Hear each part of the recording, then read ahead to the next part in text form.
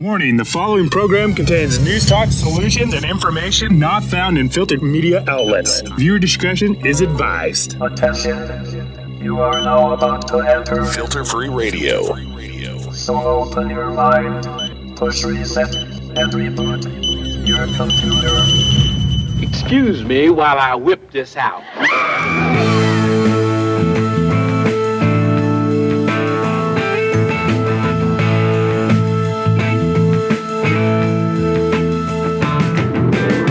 Looking for filters? Check your coffee maker. This is Filter Free Radio with Jacob Dean and Skeptical Scott. FilterFreeRadio.com. Get ready to suck down some grounds. When I talk about resistance, I think we have to stand up now and carry out acts of nonviolent resistance. Because the truth is, we do have power. We live in revolutionary times, but the counter-revolution is winning. Sounds like a case of the Mondays. Live Monday, 7 to 9 p.m. Eastern. FilterFreeRadio.com. This is my favorite show. We have been given an opportunity to make a new beginning. And I think it's very important for us to start to build a culture of resistance because what we're doing isn't working, clearly. It's our job to very coldly assess reality and then figure out how to respond. Your number one source for unfiltered truth, analysis, and solutions. FilterFreeRadio.com. We are broadcasting live. It is Monday, December 9th.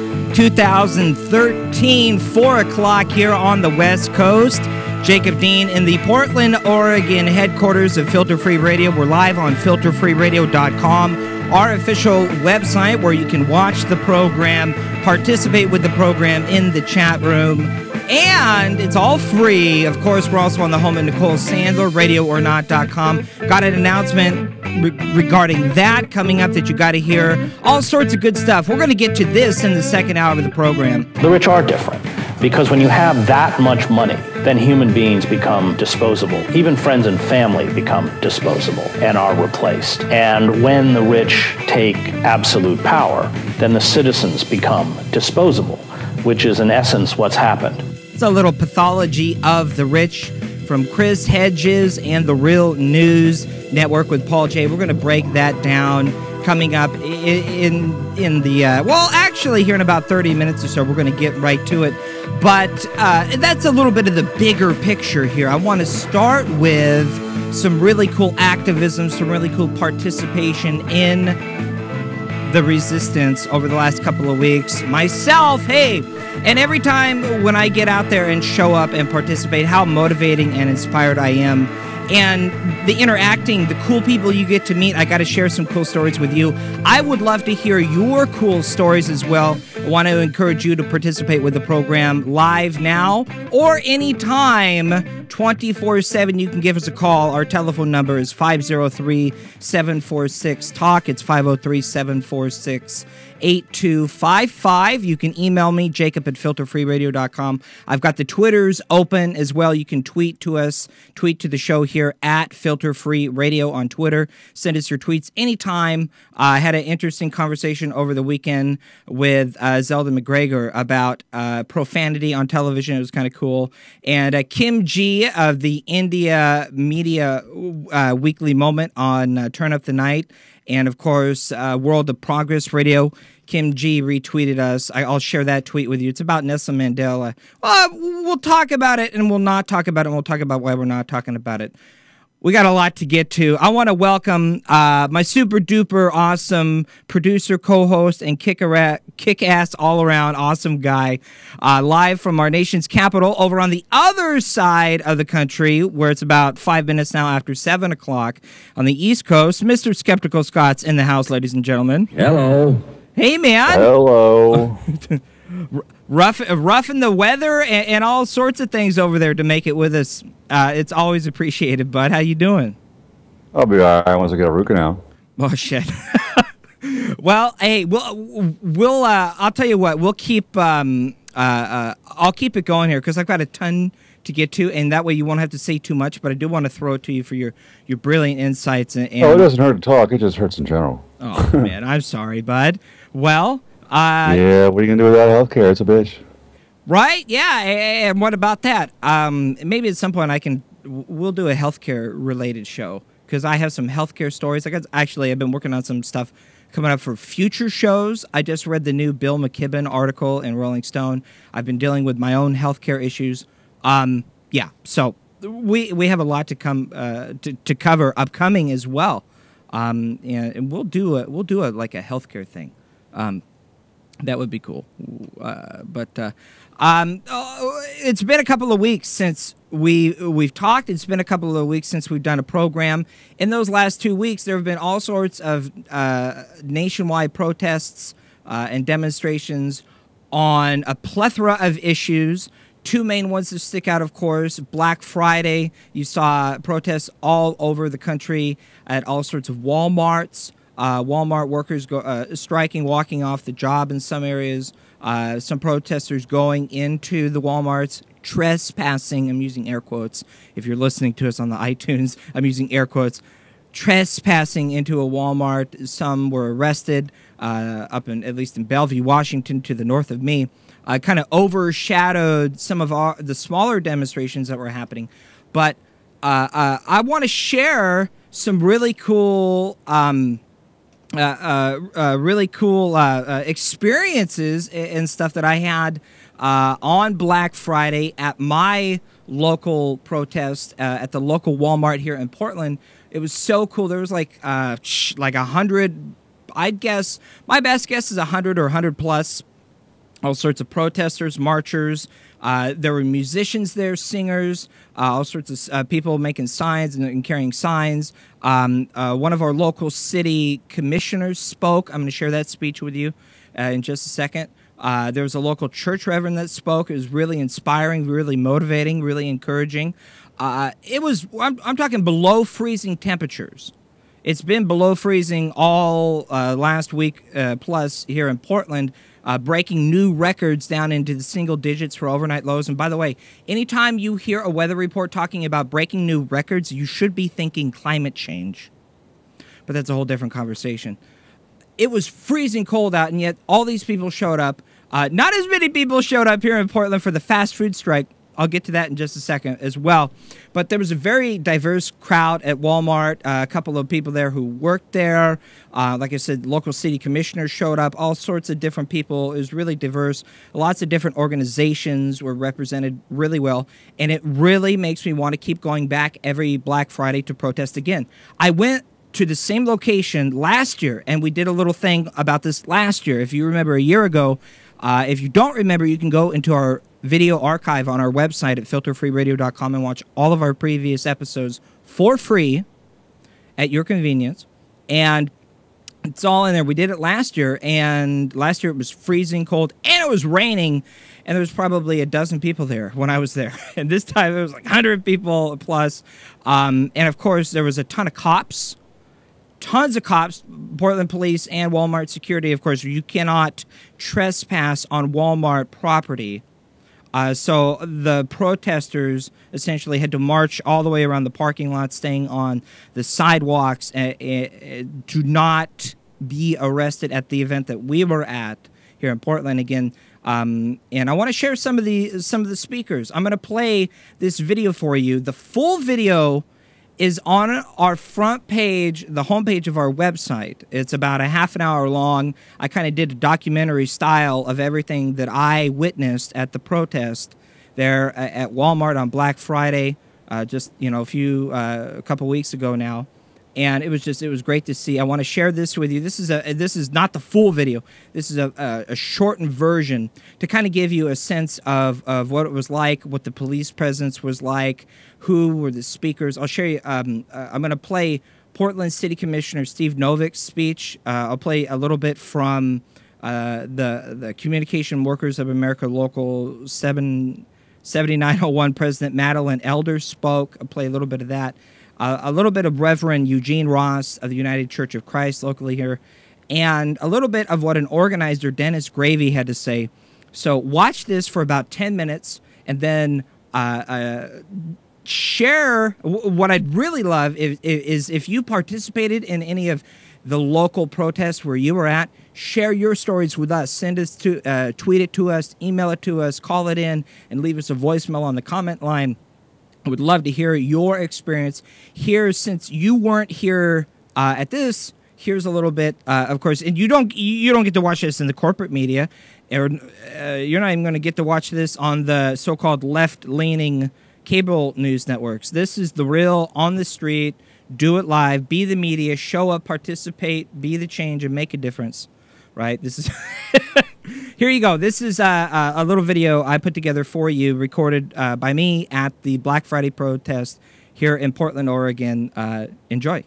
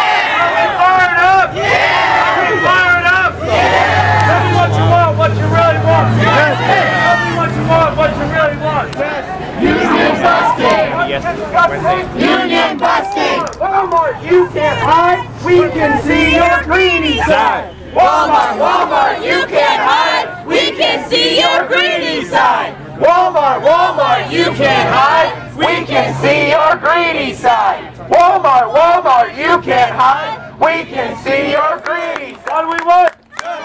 They say cut back. We say fight back. They say cut back. We say fight back. They say cut back. We say fight back. They say cut back. We say fight back. They say cut back. We say fight back. What do we want? A living wage. What do we want? A living wage. What do we want? A living wage. What do we want? A living wage. What do we want? A living wage. What do we want? A living wage. What do we want? A living wage. What do we want? A living wage. When do we want it? When do we want it? Now. When do we want it? Now! When do we want it? Now! When do we want it? Now! When do we want it? Now! Union busting! What's outrageous? Walmart wages!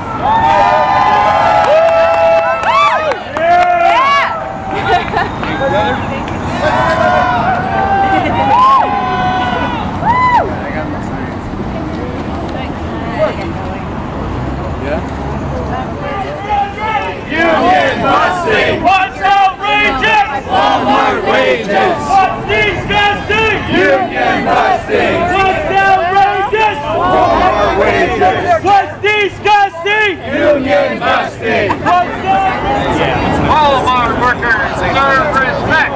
Walmart workers deserve respect! Walmart workers deserve respect!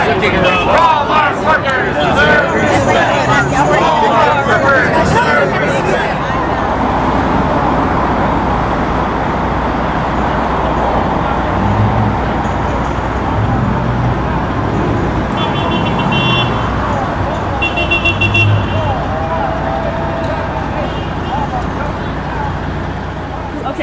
So, about a week ago, I heard that the Walmart workers in Ohio were collecting food for their co-workers for a good Thanksgiving. So their co-workers don't make enough money to afford a Thanksgiving. So I'm out here to protest the fact that the Walton family, who are worth billions of dollars, can't afford to pay their workers enough money that they can have a decent Thanksgiving dinner. And that's it in a nutshell. Solidarity forever. Solidarity forever. Solidarity forever. For the union makes us strong. Tell me why you're out here today. What brought you out here? I have been learning a lot about Walmarts and some of their awful labor practices, and I feel like a lot of times the workers inside don't really feel like they have a voice, so I'm here to be an extension of the voice that they can't use, so they don't get fired. What happened was Walmart asked their employees to feed each other on Thanksgiving. What did you guys say? I didn't hear that too good. It's absolutely disgusting, isn't it? So, we have some speakers here, and I'd like to introduce everybody at one hit. And I'll probably mispronounce Diana's name. Tell me how to say it. It's easy. We have Diana Wu. We have Steve Novak. We got Madeline Elder. Reverend Eugene Ross. And oddly enough on Thanksgiving, Dennis Gravy. So Steve's going to go first, and then we'll take it from there. So, warm welcome for Steve Novak from City Council. Trigger and you're good. Yes, sir. Good morning, everybody. Good morning. So, a few months ago, somebody was asking me about the city's investments. And I looked at the list, and I looked at the criteria, and I discovered that we had no criteria. The city of Portland, which finds itself under progressivism, had no socially responsible investment criteria. Wow. So I said it was time to change that. Yeah. And a couple of months ago, the city council agreed that going forward, we're going to look at our investments through a few screens. We're going to look at how companies treat workers. Yeah. We're going to look at how they treat the environment. Yeah. We're going to look at their impact on health. Yeah. We're going to look for anti-competitive market practices. Yeah. We're going to look at general corporate ethics. Yeah.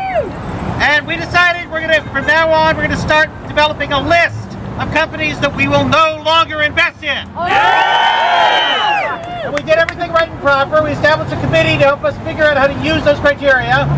We decided we were going to wait to put one company on the list. And that company was Walmart! You got it! Woo! And the past 2 weeks have only served to justify our decision to start by putting that one company on that roll of dishonor. Yeah! The New York Times last week said that some European companies have stepped forward to compensate the families of the victims of the Tazreen fire in Bangladesh, where 1,200 died. Yeah. But one company, the company where as of 2 months before the fire, records showed that 55% of the products were for their contractors, has not stepped up to help. Guess what the company is? Walmart! And then, as you just heard, Walmart recently was caught putting up signs in their stores saying, "Help associates in need." Shame! Shame! Shame! Colbert had a little fun with that on this show. He said, you know, there's some people who say that Walmart's not doing enough for its associates, but I think that's unfair. It's not that they're not doing enough, they're not doing anything! Hey! So it's an honor to be here with you to put the pressure on Walmart. And remember, pressure works. Pressure worked 25 years ago in South Africa. Pressure worked in the Nestle baby formula boycott. Pressure works. So keep up the pressure. And let's remind Walmart, no justice, no peace. No justice, no peace. No justice, no peace. No justice.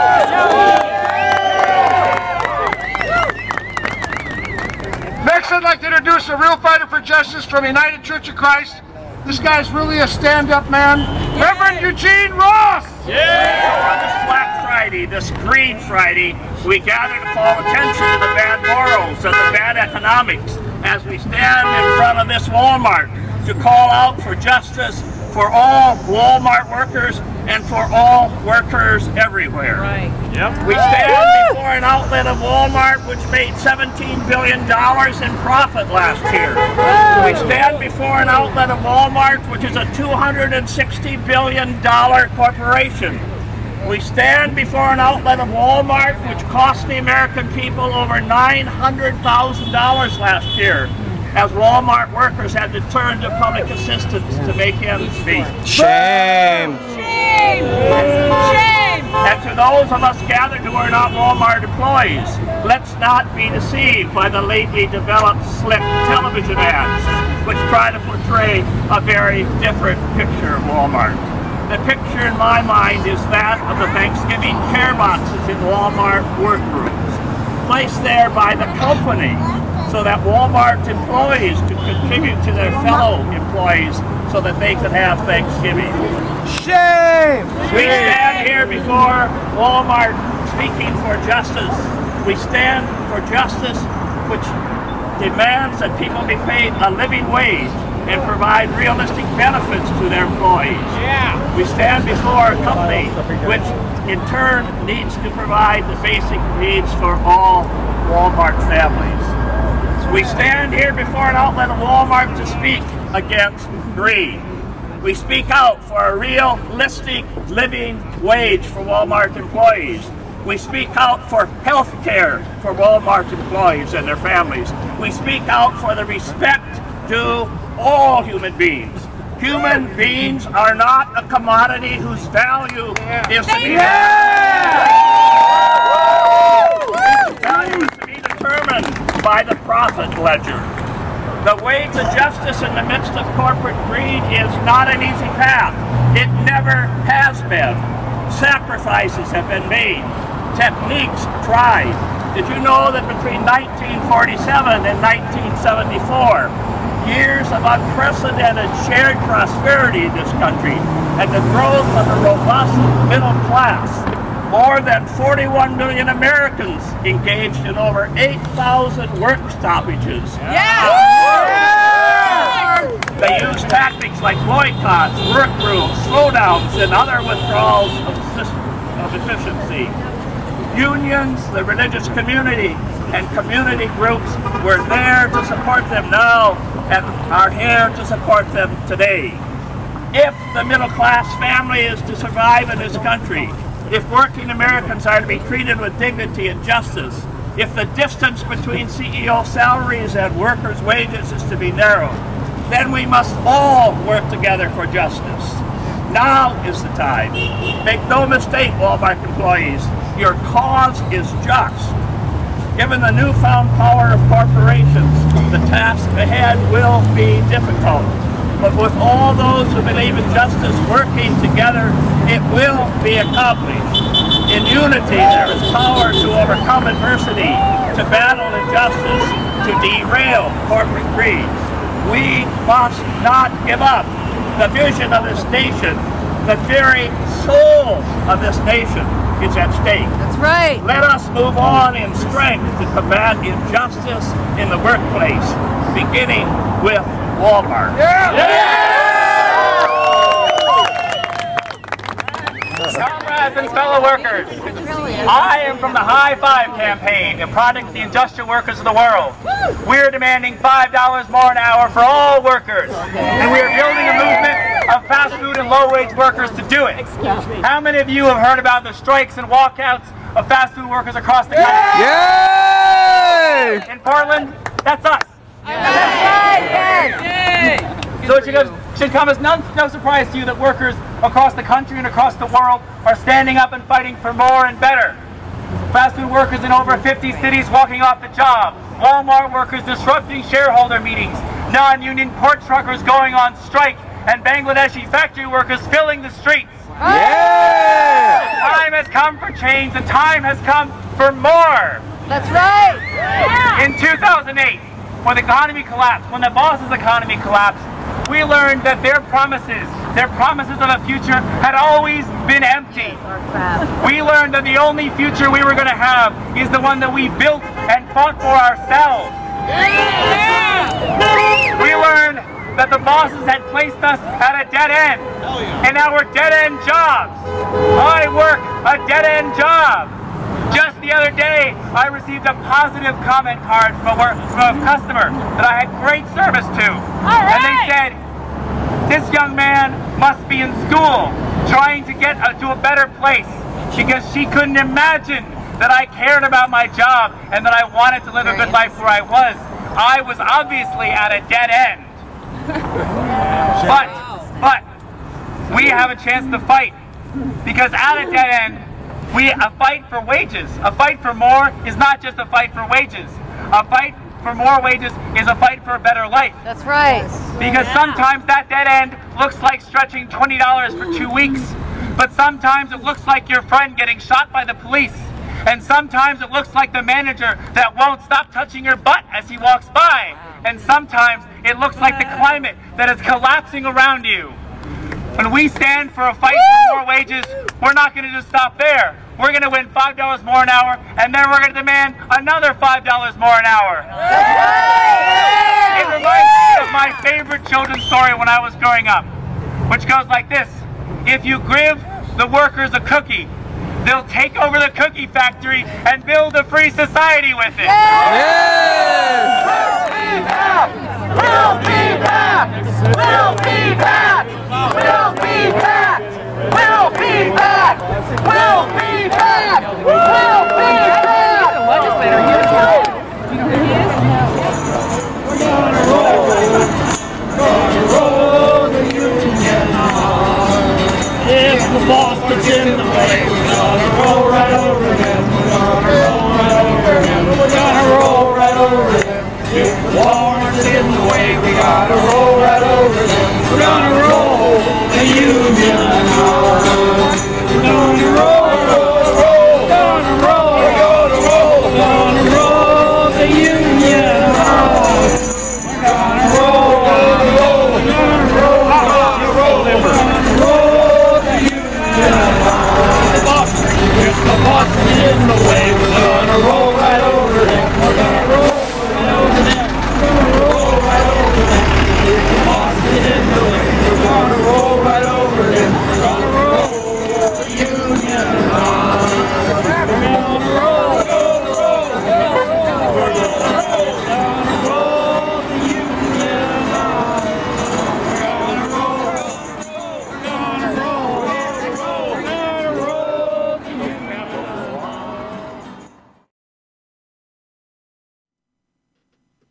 How freaking cool was that? I had a blast. That was so much fun. And that was only half of it, by the way. I didn't get to show you the full video. The full video is up at our website at filterfreeradio.com. And Scott, it's only dead air on your end. That's only for you. So everyone else is doing just fine. But wait, there's more. I have to share with you what happened at the fast food protest. Of course, you've been following this nationwide protest on Twitter, hashtag fast food strikes, hashtag fight for 15, hashtag D5, and you showed up last week to protest at a local McDonald's near you, or the Walmart. Hey, if you did either or, anytime you participate in the activism, I'd love to hear from you. The phone number, all of our contact is scrolling up across the top of the screen. It's the bottom of the hour. I want to run to a real quick break. We'll come back and continue the activism participation. And then I've got to share this article from the Oregonian. The income gap pain hits exactly where expected. Yeah, the fight for a higher minimum wage. There's a lot more to it. We got to talk about class warfare. Are we really going to understand the complexity of what the reality is, the corporate state? Let's get into that, the fast food strike, and much more. Filter Free Radio. Don't go anywhere. Live on filterfreeradio.com, radioornot.com, progressiveblendradio.com, and of course, we're live on Liberal Justice Radio on the TuneIn app. Give us a shout, 503-746-TALK. We'll be right back.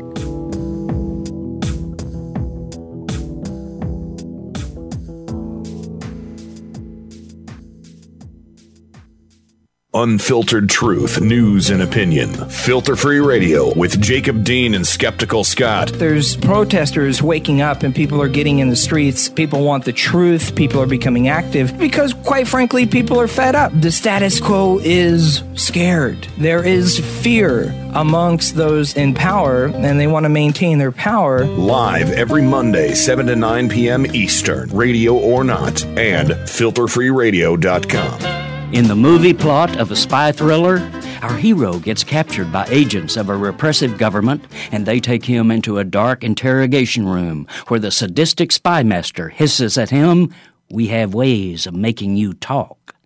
Meanwhile, in real life, the director of our National Security Agency hisses at journalists, "We have ways of keeping you from talking."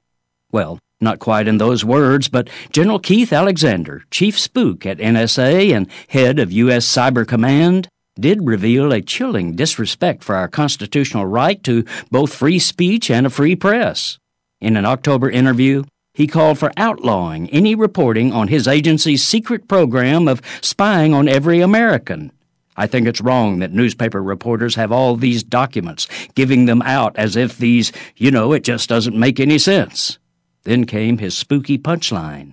"We ought to come up with a way of stopping it. It's wrong to allow this to go on." Holy Thomas Paine! Spy on us, okay. Report on it, not. What country does this autocrat represent?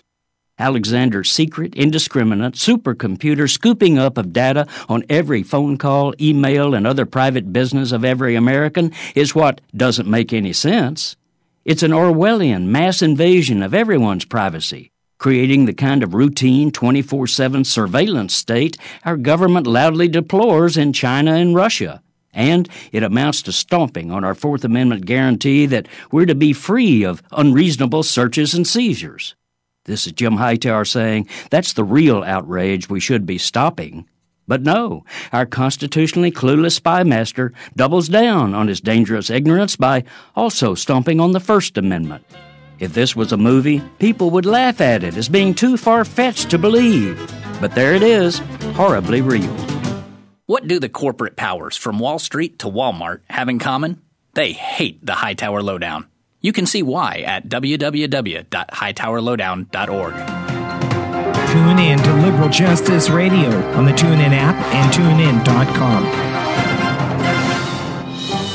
Hi, this is Kenny Pick, founder of Liberal Justice Radio, and I wanted to take a few minutes to let you know about our schedule here. First and foremost, on Mondays, you can check out Jacob Dean and Skeptical Scott on Filter Free Radio, live from 7 to 9 p.m. Eastern. Jacob and Scott give you unfiltered news, opinion, and analysis on stories that the mainstream media won't touch with a 10-foot pole. It's a fantastic show that you won't want to miss. Then on Tuesdays, there's my show, Turn Up the Night with Kenny Pick.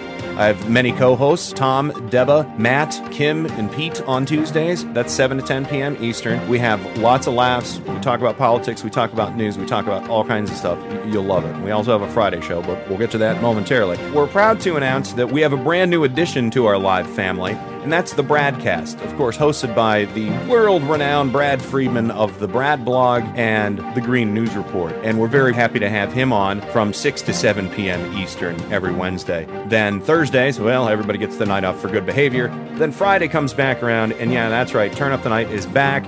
It's me, Tom, Deba, and Matt back for more fun. And again, that's Fridays live from 7 to 10 p.m. Eastern. Then Saturdays, from 7 to 10 p.m. Eastern, we have my good friend Adam Hebert with Mic Check Radio. You can check out him and his hosts, Rob and Wes. They talk politics, they talk geek culture, they talk science, and again, lots of laughs from those guys too. And again, that's Saturdays from 7 to 10 p.m. Eastern. That's when the shows are live. We encourage you to listen 24 hours a day if you humanly can. We would love that. That's Filter Free Radio, live every Monday from 7 to 9 p.m. Eastern. Turn Up the Night with Kenny Pick, live from 7 to 10 p.m. Eastern on Tuesdays. On Wednesdays, the Bradcast, live from 6 to 7 p.m. Eastern. Thursdays, we're off. Fridays, we're back with more Turn Up the Night from 7 to 10 p.m. Eastern. And then on Saturdays, it's Mic Check Radio, live from 7 to 10 p.m. Eastern. Nothing yet on Sunday, but you never know. We might throw a curveball. So please enjoy our live shows and the recent rebroadcasts that we run 24/7. And find out how to get in touch with us. Let us know how you're listening to Liberal Justice Radio and what you think of the programming and what you'd like to hear more of. Liberal Justice Radio on the TuneIn app and TuneIn.com. We all know we shouldn't let those other attempts at humor get anywhere near our ears. We know it will be awful, but we do it anyway.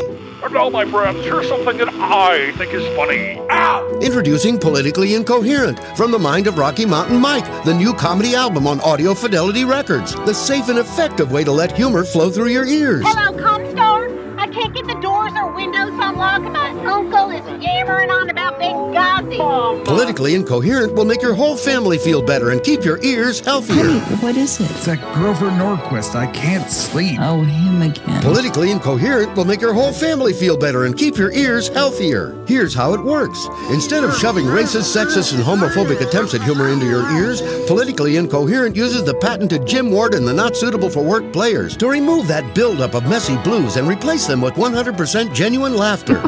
The unique safety guard prevents Politically Incoherent from making you laugh too hard, snarfing liquids out your nose, drawing the attention of your office mates and coworkers. Listening to AM radio, I've had all kinds of nasty things go into my ears. Politically Incoherent seems like the perfect solution. Just hit replay when you're done. Stop listening to lame humor that can damage your ears. Ow! Rocky Mountain Mike's jokes just make sense. Start enjoying Politically Incoherent from the mind of Rocky Mountain Mike, featuring Jim Ward and the Not Suitable for Work players today. Offer available soon. Stay tuned to this station for more details. This is Filter Free Radio. FilterFreeRadio.com. Fast food workers are walking off the job in about 100 cities in what organizers call their largest action to date. Strikes and protests continue a campaign that began last year to call for a living wage of $15 an hour and the right to form a union without retaliation. We want fair pay! We want it fair wage! We want fair pay! They want it fair wage! Fast food workers in 100 cities like Chicago across the country, including here in Denver, are protesting. The workers are asking for higher minimum wages, saying that they are working for pay that is below the living level. Hey, McDonald's, you can't hide. We can see your greedy side. Fast food strikes that started in New York over a year ago are expected to spread to 100 cities. They're calling for $15 an hour, more than double the national minimum wage. Many Las Vegas workers walking off their jobs at fast food restaurants today.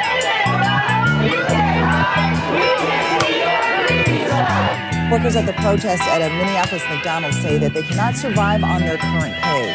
At $7.25 an hour, a full-time worker would earn about $15,000 a year. Welcome back to the show, broadcasting live. It is so good to be back live with you. It is December 9th, 2013, filterfreeradio.com. Hey, big announcement coming up in 30 minutes. You don't want to go anywhere. Got some cool news to share with you.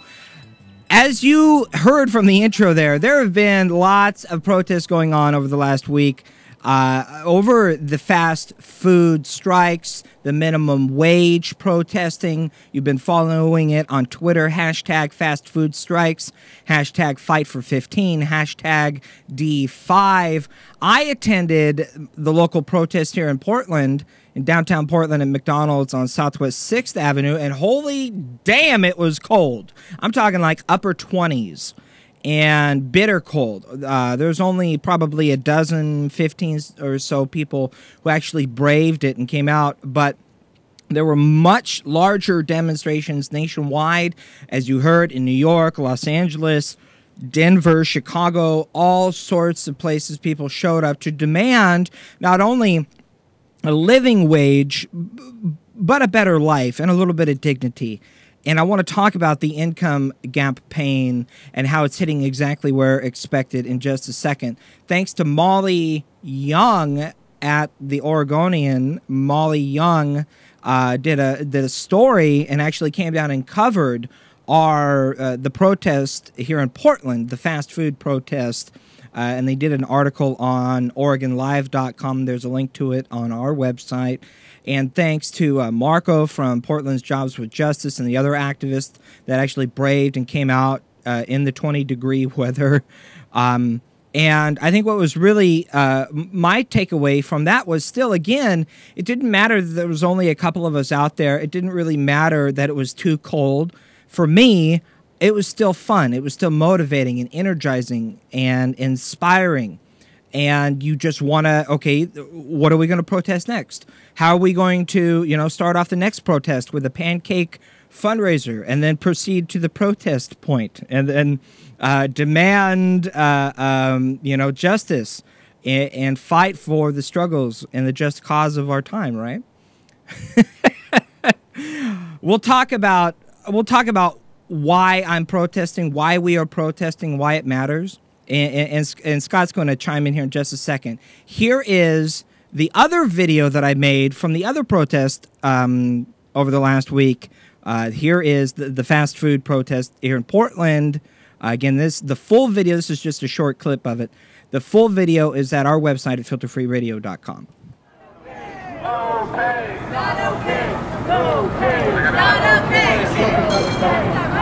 Hey, McDonald's, you can't hide. We can see your greedy side. Hey, McDonald's, you can't hide. We can see your greedy side. Hey, McDonald's, you can't hide. See the greedy side. Hey, McDonald's, you can't hide. We can see your greedy side. Hey, McDonald's, you can't hide. We can see your greedy side. Hey, McDonald's, you can't hide. We can see your greedy side. Hey, McDonald's, you can't hide. We can see your greedy side.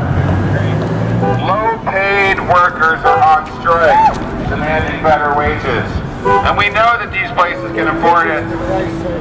We also know that as taxpayers, we subsidize McDonald's and Burger King and Wendy's. These workers here, many of whom have to get support from the state, services that we pay taxes for. You think that's okay that McDonald's workers need help with their health care from the state? No! Is it okay that McDonald's workers need food stamps? 30 restaurants have workers out on strike today demanding higher wages. I don't know about you, but I think it would be tough to support a family on $9 an hour, which is what many workers at this McDonald's make, less at other places around the country. So there are workers standing up, taking a big risk, going out on strike today. There's a Dunkin' Donuts that's shut down. There's a Wendy's in New York City that has just been taken over by workers and protesters. And at 130 other restaurants across the country, workers are on strike because they can't survive on $8.25, on minimum wage, on pretty much anything McDonald's pays. And they could afford to pay a lot more. They had over $9 billion in profits last year. So out here supporting workers, demanding a living wage, which is what everybody deserves. 130 cities. 130 cities actually are having actions today to demand that McDonald's pay their workers in a fair way so that they can have actually enough food to take to the table. Is that right? Yeah, so the corporate McDonald's people, they have extra tables even with extra food that nobody's gonna eat, but they don't want to pay the workers a little bit extra so that they can have a fair wage that they can bring the food to the table. So low pay is not okay.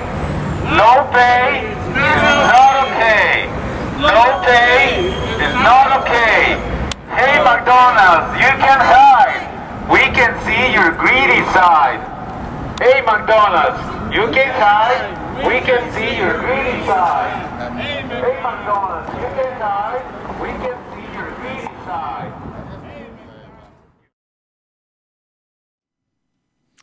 Yeah, so as you can see there, clearly not as many people at the Portland fast food protest as there was at the Portland Black Friday protest, at least where I was, and what I've seen with my own eyes. But then again, I mean, it's been in the 20s with new records down in the low single digits in some places here in the area for overnight lows, and so it's really cold out. And I don't blame people. Hey Scott, man, what do you think as far as all this activism and nationwide protesting going on the last couple of weeks? Did you get a chance to check out any by you, or did you at least did you hear? Was there any coverage that you were able to find of anything going on by you? Nope, not at all. I mean, I've been working a lot lately, and I don't quite have the time to get out there and do that. I mean, there is a couple good websites to follow that keep you up to date on what's going on, at least in my area anyway.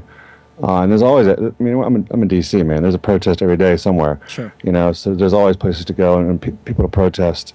But I haven't had the opportunity to do so, man. So I mean, good on you for getting out there. It's cold, and I mean, right now there's a lot of things other things going on in people's lives, and so to take time out of your day to actually do this kind of activity is you should be commended for it, because it's tough to find time to do these things. And it's important. I mean, I talked to somebody who works at Dunkin' Donuts, and they made $8.25 an hour. They don't get lunch breaks. They don't get any breaks. They're understaffed, and so this person I spoke with said, "Yeah, I work yesterday I worked an hour off the clock." I'm thinking, you make $8.25 an hour, and you took an hour. He goes, "Yeah, it's supposed to be on my break, but they were such short staff. I didn't want to leave my friends hanging, and they'd do it for me. So I worked off the clock because they were so slammed." Wow. And I'm thinking to myself, you make $8.25 an hour, you didn't get a lunch break, and you worked for free for an hour, which means you're making less than $8.25, even after taxes and all that good stuff, just to support your coworkers who are slammed because you're understaffed, which is not your fault. Dispatches from the war on the middle class. Yeah, it's hardly middle class, but I mean, it's poverty, and it's awful. And this is Dunkin' Donuts we're talking about here. I mean, they sell fat, sugar, and starch and caffeine. They don't sell anything of any nutritional value. All 5 food groups. Yeah, I mean, it's garbage, and it's just remarkable. So it's important, I think, to be in touch with the struggles of the service sector, and as well as the crunching of the middle class, if there is such a thing anymore. Really, there is no more middle class. You're either wealthy, modestly rich, or you're part of the working poor. And so it's just there's going to come a time when we're not going to have any other option but to be out in the streets. And I think that time is rapidly approaching. And it's interesting to note that in Portland, you probably get larger turnouts for certain events than we do in certain places, because I know I drove past the day that you were out. When I spoke with you and you were out there going at a McDonald's protesting. I drove past no less than 3 McDonald's in my area, and there was no one out there protesting. Mm-hmm. And I looked online for that, because they had that. What was the name of that organization who organized this protest? Do you have that information? It was lowpaynotok.org. Yeah, excellent. So I went to their. I believe. Yeah, I went to their website, and there was only 3 McDonald's in the entire D.C. area that were having protests. Yeah. I mean, there's hundreds of McDonald's in this area. Sure. And none of them were near me, of course. So I didn't go, and I had to go to work anyway. But I would have liked to have stopped by for a few minutes and just, shared in the experience, even if it was only for, 10 minutes or a half hour or whatever. But pick up a double cheeseburger on the way out, grab lunch. And, no, I'm kidding. I'm kidding. Yeah. Here's, I kid. Joke. Here's 11 fast facts to keep in the back of your mind real quick. I had a couple of interesting conversations with friends of mine, one of whom, makes a little bit more than minimum wage. And I find this interesting. When you have a conversation about raising the minimum wage or the fast food workers need $5 more an hour, anyone who already makes around, I'd say $12 to $20 an hour gets kind of a tendency to get defensive, almost like, well, these guys are below me. Why should they get $5 more an hour and then I don't get $5 more an hour? And I want to break down that argument. We'll break it down more in a minute, but I think anyone under $20 an hour needs $5 more an hour. And it's not just the fast food workers, but we do need to go back to the building it from the bottom up idea, because the top down doesn't work. Here's 11 real quick fast facts to remember about the fast food strike this past week. Number 1, if wages had actually kept pace with productivity gains over the last 40 years, the minimum wage in this country would already be over $16 an hour if you adjust for inflation. I'm showing the productivity versus wage gap chart on the video right now. This is one of Scott and I's favorite thing to talk about how you have the average worker's average salary graphed, and that contrasted to the worker's productivity. And you see from about 1970 up until currently, there's all of a sudden, the two graphs were essentially identical up until about 1970. Then all of a sudden something happened. And now the productivity gap, the productivity line goes up exponentially, whereas the workers' wages stays flat, stagnant over the past 40 years. If the minimum wage had kept up with productivity gains and inflation, the minimum wage would already be $16 an hour. Corporate profits have soared. Workers are producing more. They are not sharing in the rewards. And Actually, the number I saw, if you want to adjust for inflation and productivity, because we are the most productive country in the world in terms of, man hours and things, the number is $21.16 an hour. Wow. Would be the minimum wage, which is what, roughly $42,000 a year. No, you're right. Because I heard Elizabeth Warren talking about that. I'm reading this this source is from Center for Economic and Policy Research. But yes, FFR. Dean Baker's company, organization. But no, I mean it's at the bare minimum, $16 an hour, and even that's just sort of really conservative when you're assuming we still have a capitalist society at this point too. So, working within the parameters, it's $16 an hour is what, $32,000 a year. Even that in this day and age is still not below the poverty line per se, but it's really difficult to make ends meet, certainly in the Washington metropolitan area, if you're making anything less than $40,000. The average, fast fact number 2, the average fast food worker makes about $8.60 an hour. Many jobs pay the federal minimum wage, which is $7.25 an hour, federally. And then states have varying state minimum wages. Here in Oregon, it's actually rather higher. And the Oregon minimum wage is set to go up at the beginning of the year, just a touch. But it's still like 8-something, almost maybe $9 an hour at the best for a minimum wage, which is closer-ish, kind of. But that only counts in horseshoes and hand grenades, right? So number 3, the CEO of McDonald's makes, get this, $13.8 million per year. And by the way, that's a 237% increase over last year when the CEO of McDonald's only made $4.1 million. And I'm guessing he probably gets health benefits included. Number 4, McDonald's actually cost you and I, the American taxpayer, an estimated $1.2 billion in public assistance per year. In other words, taxpayer money is subsidizing this large corporation's profits at the expense of American workers. Hence, you see this right here, this bumper sticker, get corporations off welfare. That's why it's part of the studio background. Anyways, yeah, get corporations off welfare. Absolutely. McDonald's made $1.5 billion in profits last quarter. Last quarter. That's not last year, and that's profits. $1.5 billion last quarter in profit. That's up 5% from the previous year. The 10 largest fast food companies cost taxpayers an estimated $4 billion in government health assistance and $1 billion in food assistance. And all this, squawking of, well, we gotta, reduce the deficit and get the debt under control. It's surprising no one has pointed out that a great way to lower expenditures would be to end these backdoor subsidies for these highly profitable corporations. Get the fucking corporations off welfare. And that would save some money. Especially the corn industry, among others. People didn't think about this, but the only reason corn is so ubiquitous in our diet is because if you've ever seen the documentary King Corn, you'll understand that the only reason corn is so ubiquitous is that there's government subsidies.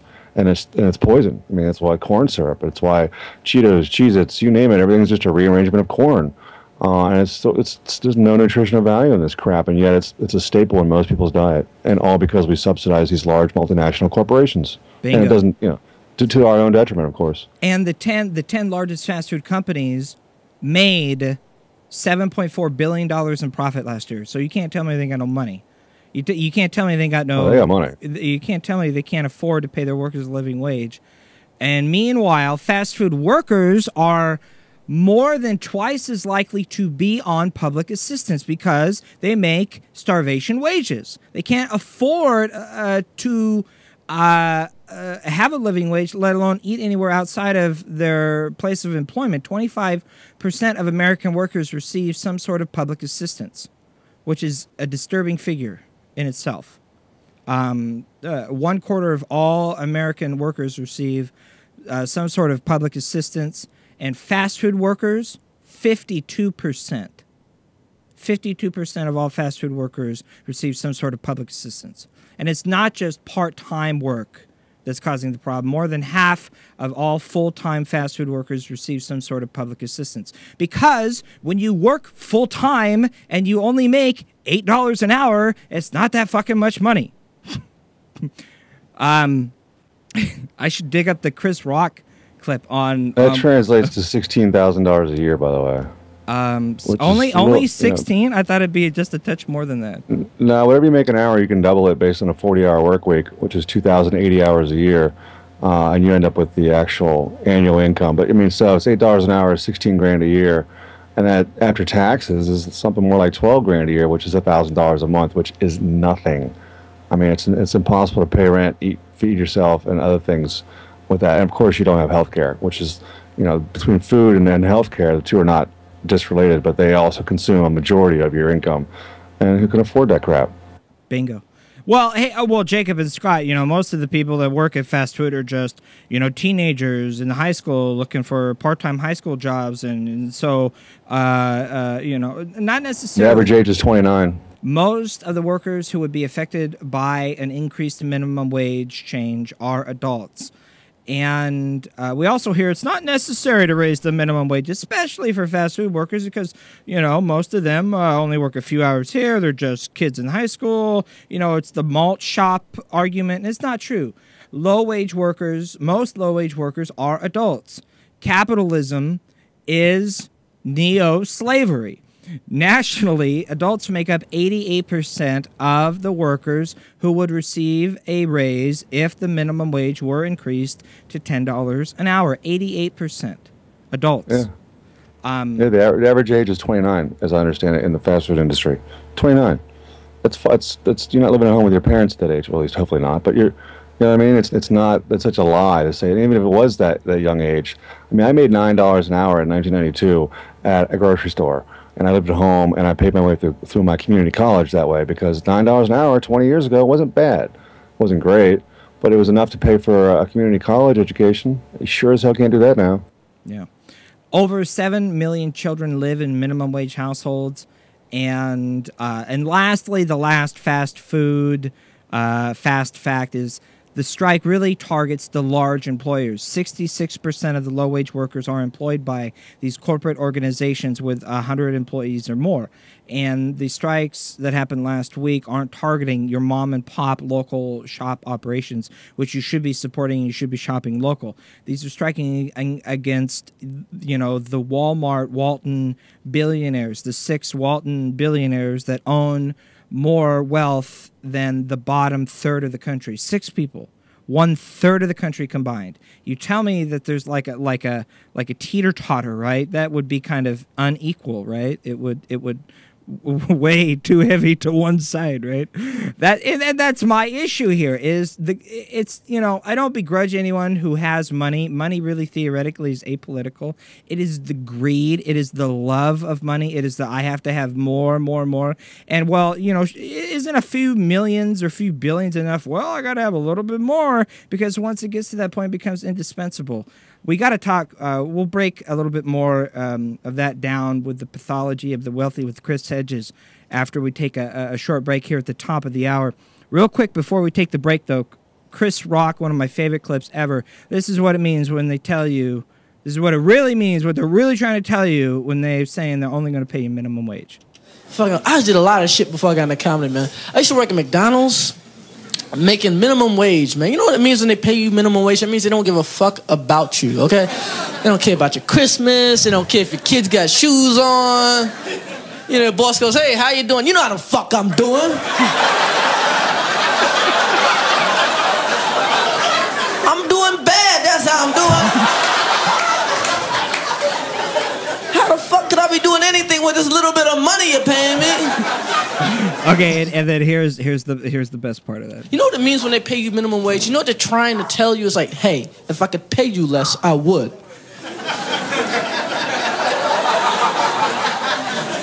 But it's against the law.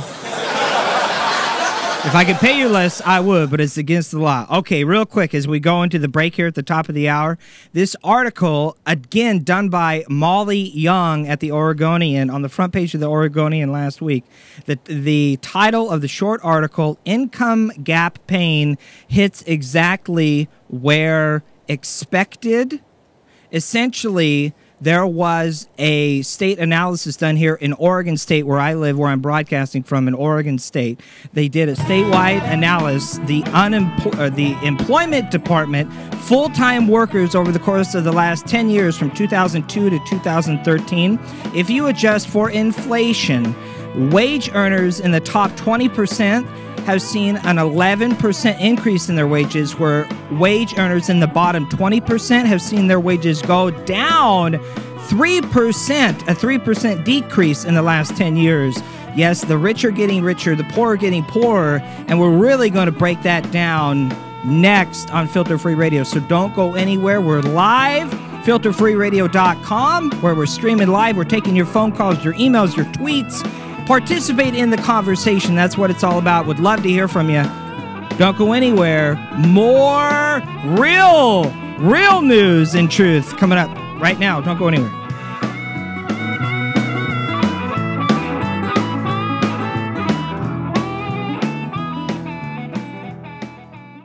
Unfiltered truth, news, and opinion. Filter Free Radio with Jacob Dean and Skeptical Scott. You can always go back to Rome and Greece, and let's face it, kingdoms. You know, it wasn't until a couple hundred years ago that we realized that, hey, monarchies don't work. Let's think of another kind of system of governance. You know, it's something a little less hierarchical, if you will, or at least concentrated power. Then again, when you're dealing with money, capitalism is about money, an exchange of money, then concentrated power works really well. Radio or not, and filterfreeradio.com. Come experience the next generation of progressive voices on Nicole Sandler's RadioOrNot.com. Liberate yourself with Filter Free Radio every Monday night. So the question now is whether we will have the courage to act before it's too late. Obama finds the courage, orders federal government to use renewable energy. Among ALEC's offerings this year are initiatives to punish American homeowners who choose to go solar. While powerful right-wing lobbying groups launch an attack on solar. Plus, they were actually trying to argue that the study showed the opposite of what it actually showed. The fossil fuel-funded Heartland Institute is lying again. All of those lies and more straight ahead. From BradBlog.com, I'm Brad Friedman. And I'm Desi Doyen. Stand by for 6 minutes of independent green news, politics, analysis, and snarky comments. Here's a question. Is climate change to blame? Here's an answer, Wolf Blitzer. Does CNN still want to receive millions in fossil fuel company advertising? That's what I thought. This is your Green News Report.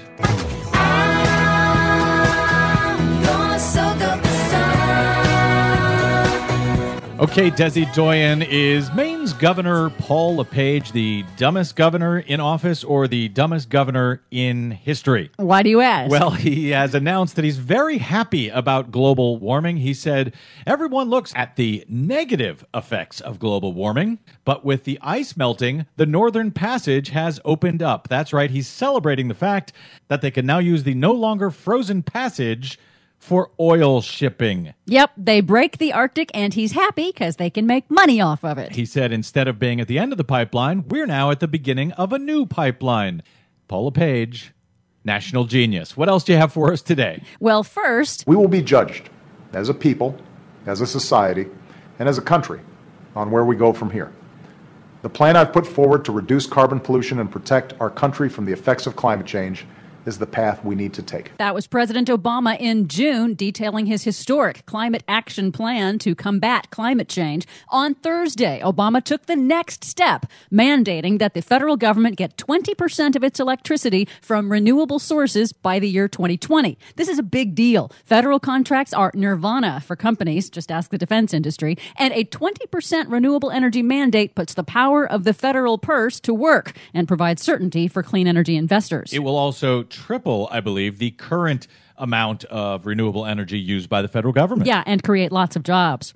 And that's why the right-wing corporate policy lobbying group, the American Legislative Exchange Council, otherwise known as ALEC, is now mobilizing to block and attack the clean energy industry in the coming year. The idea is to make solar-powered homeowners pay a penalty for using fewer fossil fuels. The Guardian newspaper obtained internal strategy documents showing that ALEC will launch an all-out attack on clean energy in state legislatures across the country next year, punishing homeowners with rooftop solar panels, making them pay a penalty, attempting to repeal state-level renewable energy standards, and attempting to stop the EPA from issuing new emission standards for existing power plants. Mind you, ALEC is a not-for-profit, tax-exempt organization where corporations meet with legislators and decide on this legislation and vote on it in secret before then taking it back to their state legislatures. These guys are really slimy. Yeah, and they are out of step with the majority of Americans. Polls consistently show strong majorities support renewable energy mandates and new carbon emissions for existing power plants.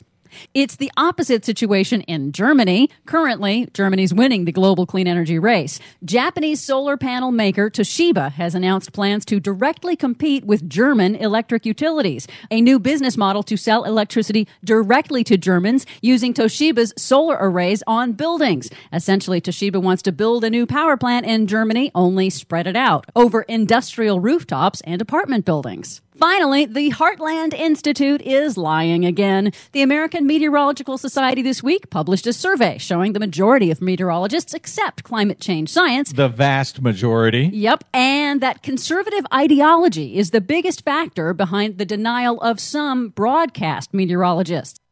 But the right-wing Heartland Institute put out a false press release about the survey this week, deceptively designed to look like it was from the American Meteorological Society, using their logo, reporting the exact opposite result. I interviewed climatologist Dr. Michael E. Mann, creator of the infamous hockey stick graph this week, and asked him about the Heartland Institute's deception. They were actually trying to argue that the study showed the opposite of what it actually showed, that meteorologists do, by and large, accept the scientific evidence. That speaks volumes about the integrity of groups like the Heartland Institute, and it tells you about how much stock you should put in what they have to say. It also begs the question as to how strong your position is if you have to lie and deceive and con people about it.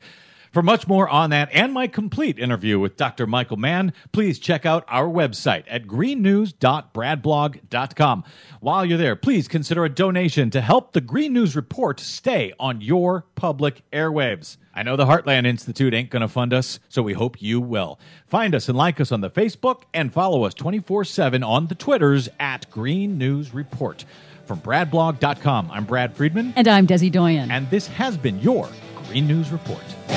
Lies, lies, I can't believe a word you say.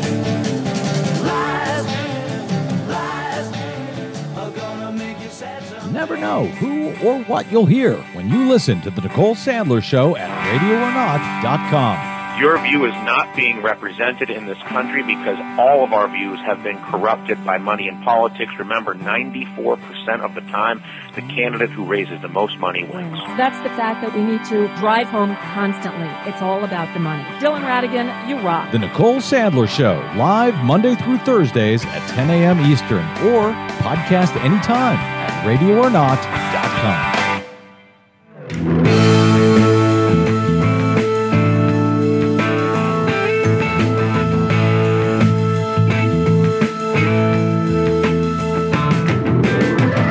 For filters? Check your coffee maker. This is Filter Free Radio with Jacob Dean and Skeptical Scott. FilterFreeRadio.com. Get ready to suck down some grounds. When I talk about resistance, I think we have to stand up now and carry out acts of nonviolent resistance. Because the truth is, we do have power. We live in revolutionary times, but the counter-revolution is winning. Sounds like a case of the Mondays. Live Monday, 7 to 9 p.m. Eastern. FilterFreeRadio.com. This is my favorite show. We have been given an opportunity to make a new beginning. And I think it's very important for us to start to build a culture of resistance because what we're doing isn't working, clearly. It's our job to very coldly assess reality and then figure out how to respond. Your number one source for unfiltered truth, analysis, and solutions. FilterFreeRadio.com. And we played the Nicole Sandler spot there on the last bit of the break there as a hint to a special announcement coming up beginning next week. For the course of 3 weeks, Nicole Sandler is going to be filling in for Randy Rhoads nationwide. And that means, again, that we have been graciously honored with the privilege of assisting Nicole in the workload duties and filling in for Nicole Sandler on her program on RadioOrNot.com. I agreed to help her out to do a couple of days a week, to do as much as I can. And so Monday and Tuesday of the next 3 weeks at RadioOrNot.com, when you tune in, you never know who you'll hear when you tune in to RadioOrNot.com, right?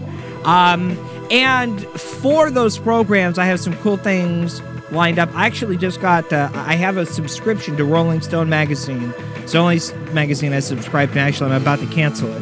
But I got the new issue with an article from Bill McKibben in it. I'm working on getting another interview with Bill McKibben coming up. And also, we played on the first break of the show a little spot for Rocky Mountain Mike's new album. We're going to try to get an interview with Mike, Rocky Mountain Mike, on the new album, Politically Incoherent.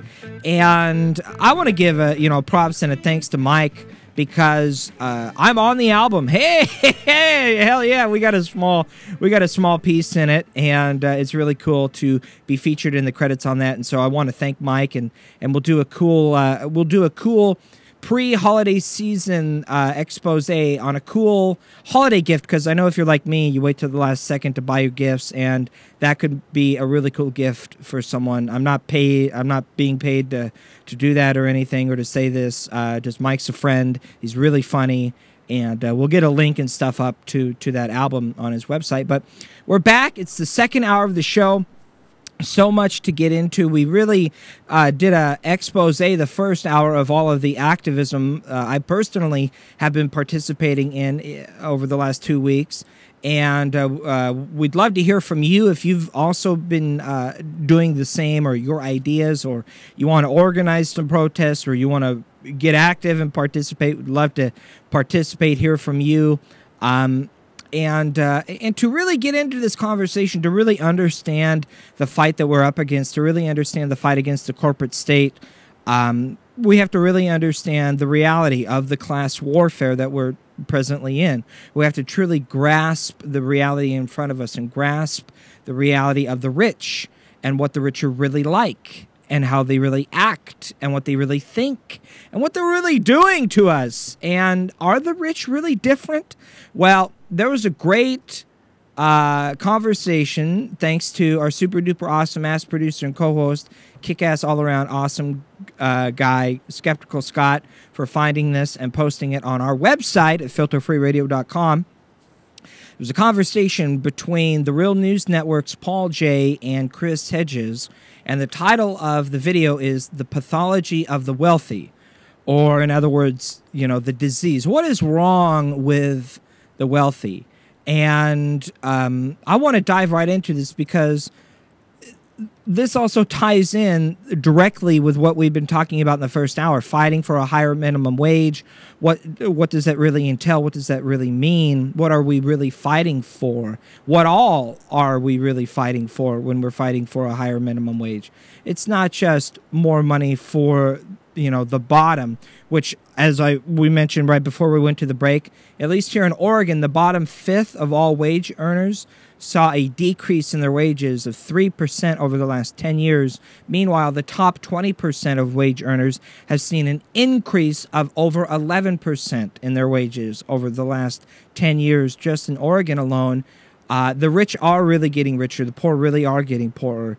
And what bothers me is I find there's really nothing but propaganda left that is out there lying to us and trying to deceive us all into worshiping the wealthy and to deceive us into essentially giving up everything and obeying the rich and powerful, because everybody wants to be rich and powerful, and maybe someday you could be rich too if you work really hard and try, but not really. We'll talk about that and how disconnected from reality is this thinking.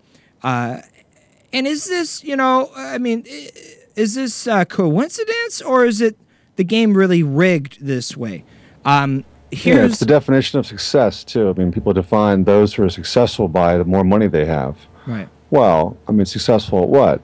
At oppression, corruption. I mean, they have the laws changed in their favor, and it's a rigged game. I mean, so of course they're quote unquote successful.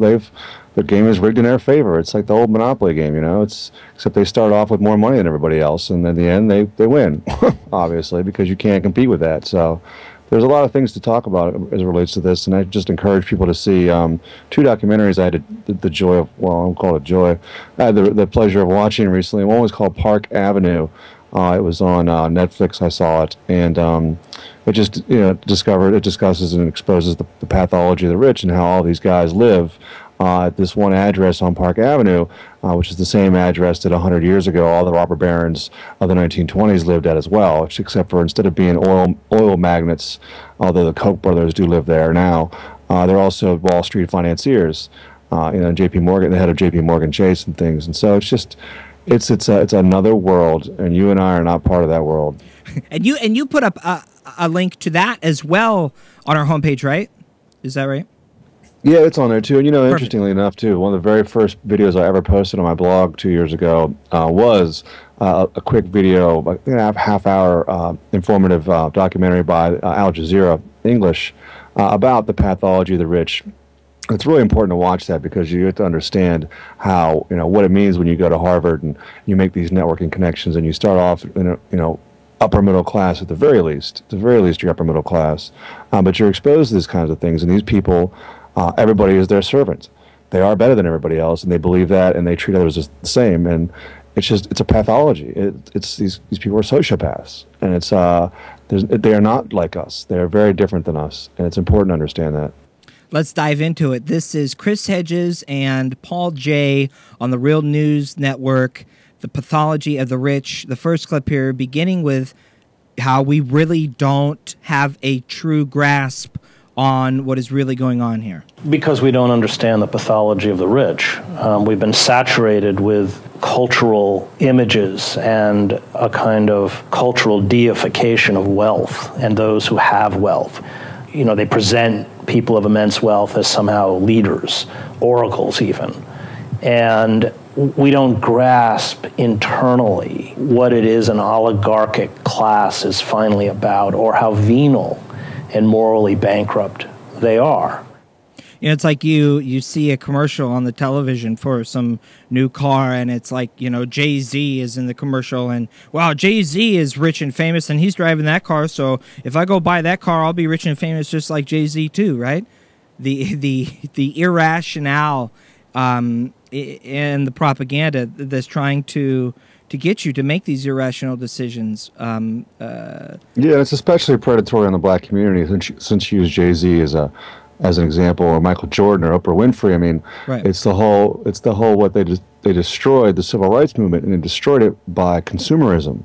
The notion that, if you just buy these shoes or you work hard enough, you're going to have this car, and you too can be Oprah Winfrey and Michael Jordan and Jay-Z, but you can't. The reality is they're, an infinitesimal amount of 1/10 of 1/1000th or whatever of a percent. Just they're held up as examples of what happens if you quote unquote work hard, but it's a lie. And they're there to propagate that lie because it's sort of this blame yourself kind of victimization that you didn't do the right things, and so therefore you're not as rich and famous and successful as these people who also happen to be black. You're not like them, and you didn't try hard enough, and so it's your fault. Damn straight. If you ain't rich, blame yourself. Which is a lie, and the bigger lie even above that all that is that they are rich, and the people who cuts their paychecks are wealthy. And the problem is not necessarily the rich. The problem is the wealthy. It's like the whole Shaquille O'Neal analogy. I make millions of dollars a year, but the guy who pays me those millions of dollars, I'm rich because of it. But the guy who pays me those millions of dollars is wealthy. You know, Jay-Z owned 1/1000th of 1%. I think it was actually, 1/16th of 1% of the New York Nets, of the Brooklyn Nets. They made him the face of the Brooklyn Nets. And what they do, they merchandising. They sold tons of merchandise. Merchandising. Yeah. And it turns out he was a non-factor in the ownership of that franchise. The owner owned, there's a Russian oligarch who owns $700 million worth of that franchise. And Jay-Z had put up $1 million. So Jay-Z doesn't have billions, he has millions. And you talk about billions, which is thousands of millions, or tens or hundreds of thousands of millions, it's unfathomable. It's just a whole other world. And these so-called rich that are exalted, at the expense of the rest of us, are merely middle class when you compare them to those who actually control the levers. And I'm talking about, the Jamie Dimons of the world and the guys who actually run the machine. The oligarchs and the plutocrats. I mean, we don't even know their names. That's the thing. These wealthy people, we don't even know their names. They're essentially like the invisible ruling class. And that's one of the other points that Chris Hedges brought up in that first clip. The other point that you were mentioning there, Scott, is really we are disconnected from really how bad the oligarchs are. And, you talk to your friends or your neighbors or whoever out and about in common everyday interactions, the word oligarch or plutocrat doesn't even ever come into conversation at all, and they like it that way. Most people don't even know what an oligarch is, or a plutocrat or plutocracy or an oligarchy. Remember when we did a vocabulary lesson on this? An oligarchy essentially is a form of a power structure in which the power is all resting with a small number of people at the top. The wealthy, the royalty, the corporate ties or military control. You essentially have to buy in or be born in. It's a big club, and you and I are not in that club. Of course, a plutocrat or plutocracy is simply rule by the wealthy. The word plutocracy was originally derived from a Greek root meaning wealth and to rule or to govern. So it's the rule by the wealthy is essentially plutocracy, which is essentially what we have. It is the political control of the state by an oligarchy. By a select few, most of whom are unknown. I mean, not doing. If I said Jason Schwartzman, you wouldn't know who that is. But he's one of the richest men in the world. And there's a long list of these guys. And they're on the Forbes, ironically, they are on the Forbes 400 or even Forbes 100 or whatever, but which are all billionaires, which, by the way, it's important to say 1,000 millionaires because billion just doesn't ring. When you say this person has $10,000 million, right? They go, what? Which is 10 billion. And, you look around the arena and you go, okay, let's take a sports arena that holds 20,000 people. Well, the Koch brothers themselves, the 6 heirs to the Koch family, their net worth is $144,000 million. That is, let's take a football stadium. Let's say a football stadium holds 60,000, 62,000 people, or even 75,000 people, for example, to make it easy and round number. So a football stadium full of people would each get $2 million just to have the wealth of these 6 oligarchs, because they have $144 billion or $144,000 million. 1,000 million. You go, I just got to win the lottery. Well, the lottery at best pays you $300 million. Right. We're talking thousands of millions. Right. And here we are. And here we are fighting for $30,000 a year. What the frick? It's like this is class warfare. This is class warfare, and Warren Buffett's class is winning. And my problem is with the greed. Why do so few have so much while so many have so few? It's not right. And after so much money, after the umpteenth $1 million, it becomes indispensable. The game is rigged, and if you haven't realized already that the game is rigged, and it's not in your favor, by the way, by now you need to wake up. And like you said, the lottery, it's a false hope of, well, maybe someday I'll win the lottery. Maybe someday I'll be rich if I work hard too. Well, that's just the way they want. And even in the best case scenario, you could be rich, but you can never be wealthy. Wealthy is something that's handed down from generation to generation. It's something you can't lose. It's dynastic. It's dynasties. So it's terrible. You and I are not in the club. You have to buy in or be born in. And that is exactly what the next clip is about here. The issue is greed. We need to recover the language of class warfare to grasp what is happening to us. And we need to shatter this self-delusion that somehow if, as Obama says, we work hard enough and study hard enough, we can be one of them. The fact is the people who created the economic mess that we're in were the best educated people in the country. Larry Summers, former president of Harvard, and others. The issue is not education, the issue is greed. Bingo. And Scott, it's your point that you say all the time. It's the question is not how do we get good, smart people into office or good, smart people running the country. That's not the issue. Yeah, the question. It's not my quote. It's actually Karl Popper in his book The Open Society and Its Enemies. He says the question is not how to get good people to rule. That's the wrong question. Most, in fact, all who are attracted to power are mediocre at best and more often are evil. But the question is how do we make the powerful afraid of us? And that's how it works, because the powerful or so-called powerful are afraid of billionaires because billionaires can take them down. Obama knows it. Everybody in office knows it. Anybody who's seen an ad campaign against them knows it. And that's who runs the country. And these people are just puppets. And so to take your anger out against the government is misplaced, because the government's just a subsidiary of corporate America, and that's who really runs things. Boom, shakalaka. And speaking of venile, mediocre leaders from the wealthy elite that seem to get more and more opportunities because they happen to be born into the Lucky Sperm Club. Here's the next clip from Chris Hedges, and how what I take from this is how we continue to worship the wealthy and the celebrity, and the real owners of this country, the wealthy, the financial, the business, etc. This is just exactly the way they want it, more for them, less for everybody else.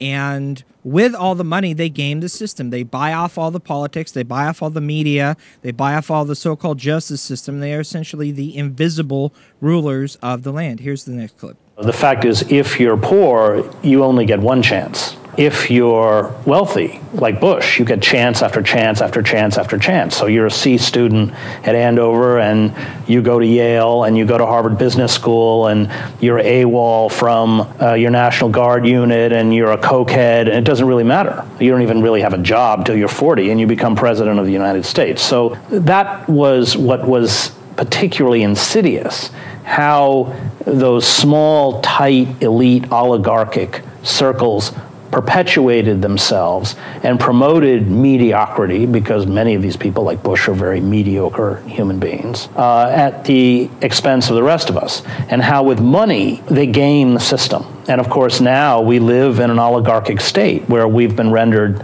utterly powerless. The judiciary, the legislative, the executive branches, all subservient to an oligarchic corporate elite, and the press is owned by an oligarchic corporate elite, which makes sure that any critique of them is never broadcast over the airwaves. That's why you have to go dig in to find any critique or conversation of it. You have to go find the Chris Hedges or the filter-free radios of the world. And quite frankly, they're kind of hard to find. Unless you know where to look, and have already got an inside track to them, you know, because or in other words, you know, we don't. My microphone isn't that big, metaphorically speaking, but You see what I'm saying? I love the analogy. The example of Bush is so apt. Yes. You know, you could be a cokehead, an alcoholic, a C student, and you still get and you know, you still go to a private high school. You still get a Harvard and Yale, which you and I could never get into, much less afford, because it's like $60,000 a year. You know, and because you have money. I mean, he was a legacy candidate. You know, you get into Harvard and Yale because of legacies. It's the rich take care of themselves. The wealthy take care of their own. To the detriment of the rest of us. And, you know, and he doesn't have a job until he's 40. Someone, I think it was a deal with his daddy or whatever, gave him the opportunity to become president of the Texas Rangers, at which point he traded Sammy Sosa, and, you know, which is still a bad move. And so, and he becomes president of the United States. Yeah. It's just, you know, it's insidious. Yes. And it shows to go you that this notion that somehow there's an equal playing field is really one of the bigger lies in our society. We've got time for one more short clip of Chris Hedges from this great conversation on the Real News Network, The Pathology of the Wealthy, which you can find a link to it on our homepage at filterfreeradio.com. We'll take a real quick short break, and then we'll come back and continue the conversation. Here it is, plain and simple in 15 seconds. Yes, to really grasp the reality here, you have to start with the premise that the rich really are different, and that much different than we are. The rich are different because when you have that much money, then human beings become disposable. Even friends and family become disposable and are replaced. And when the rich take absolute power, then the citizens become disposable, which is in essence what's happened. It is in essence what's happened. So let's pick up the conversation when we come back. I've got a real cool fast food protest-esque themed Lee Camp moment of clarity to share with you right now. So don't go anywhere. We've got more radical truth-telling. It's the only show that refuses to retreat from reality. Filter Free Radio Live. Jacob Dean, Skeptical Scott here with you on filterfreeradio.com. The home of Nicole Sandler, radioornot.com, where we'll be doing some fill-in work coming up soon. And other outlets, Liberal Justice Radio as well. Don't go anywhere. We'll be right back. We need a movement of truth tellers. The kind of progressive grassroots movement. A social movement that they can engage in that's not the politics of hatred, that's not the politics of fear, but the politics of hope. Filter Free Radio with Jacob Dean and Skeptical Scott. There's two ways to approach history. You sit in your armchair and you watch it on the news and you return to your PlayStation, or you get out in the streets and you make it. They can push the rest of us to wake up and do something about this. People need to rise up and say, I'm sick of this. Filter Free Radio with Jacob Dean and Skeptical Scott. Seeing themselves as a huge movement to transform the nation. The change that we want comes from below. It comes from a movement. The American people can and will find ways to push for the kinds of changes that can get us out of this dilemma. I want to see that change, and it's going to take people here in this country to be able to make that happen. Filter Free Radio. FilterFreeRadio.com. We got no plans at all. Evil man's always transcending. Fighter like sheep, swallow everything. Always simpletons or pretending. This is your moment of clarity from LeeCamp.net. You probably already know that fast food workers across the nation are striking against the incredibly low wages at places like McDonald's and KFC and Taco Bell. What you might not know is that everybody else, you, me, everyone, subsidize that terrible pay because we pay taxes to cover food stamps and Medicaid and other public assistance so that those workers can survive another day of getting screwed by McDonald's. Next, the CEOs at those corporations get something called performance pay, which is millions and millions of dollars based on their performance. Now here's the cherry on top. The corporations can then deduct that from their taxes. So McDonald's, for example, pays tens of millions of dollars less in taxes because they deduct the CEO's performance pay. You gotta wonder, how exactly do they measure the performance for these motherfuckers? Is it by the number of customers they're able to give diabetes and heart disease to? You know, just congratulations, Dan. You gave heart disease to 10 million people. That's $10 million in performance pay. Well done, man. You also doubled the number of double chins out there. And doubling a double chin, that's like 4 chins. People forget that chins increase exponentially, whereas love handles, it's just standard exponentially. We the people are paying these corporations to avoid their taxes as they run around pumping us full of obesity and disease, cholesterol and cheese. Basically, the government has hired a long-term hitman. They pay McDonald's and KFC and Taco Bell to whack people by way of heart disease. It's a long-term hitman. Or maybe they're just doing it to slow down the American populace, right? The ruling elite don't want people fit and running around. It's harder to catch them and arrest them. Fast, healthy people are capable of revolt. Slow people wheezing up a hill are not protesting anything. I mean, maybe lack of escalators. Seriously, you ever seen a sloth, the animal? They hardly get the jump on anyone. There aren't any trillion turtle marches. They're too slow. So I think the corporatocracy wants us fat and slow so they can hear us coming. It makes sense. If you had a choice between fighting against the slow Walking Dead zombies or the sprinting World War Z zombies who've been fucking training in the off-season, which one's you gonna choose? They're turning us into the slow zombies. Stop eating the fast food. Everybody's so worried about whether the NSA is watching our every move, but these financial terrorists inside their corporate offices, they don't need NSA intel anymore. They just keep a glass of water on their desk, like in Jurassic Park when the T-Rex was coming, right? And if the water starts to vibrate, they look out the window and sound the alarm that a very slow-moving, lightly undulating mob of obese people is coming towards them. To the White House! After we take a break, let's everybody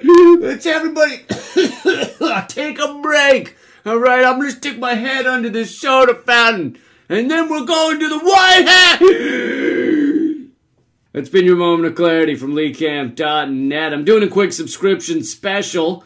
If you become a member at any level, even at $5 a month over at LeeCamp.net, I will send you a free download of my live comedy album, Pepper Spray the Tears Away. I also want to give a shout out to a few more of my amazing supporters, James Klein, Ben McLeish, Phil Dodds, Jonathan Freeman, Gira Rusinoff, and Rob Cohen. Thank you. Keep fighting.